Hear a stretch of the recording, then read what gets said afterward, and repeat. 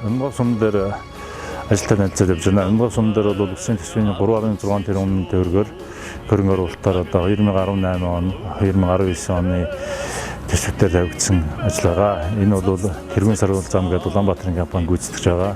Энэ ажил маань сумын төв дээр 1.3 км хатуурчлалтай зам, явган зам, ногоон байгууламж, за 5.3 км шор орчлолттой засмал зам, 48 м урт гүүртэй ажиллагаа. Энэ бол нийт улсын төсвөөр 3.6 тэрбум төгрөгөөр хийж байгаа ажлаа. Энэ ажлын маань явц нь бол нэлээд сайн байна.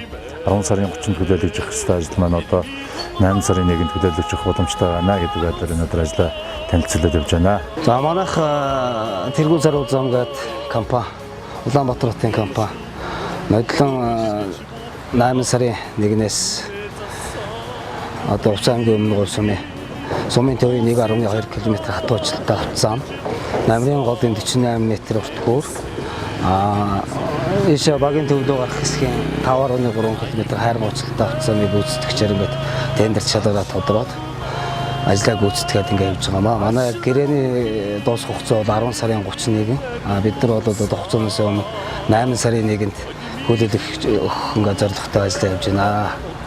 Тэ ажлын явц бол 93-4% явж байна.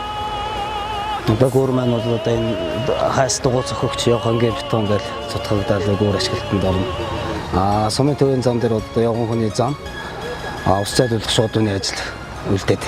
Манайх нийт төсөв төртг нь бол 3.6 тэрбумын ажил байна.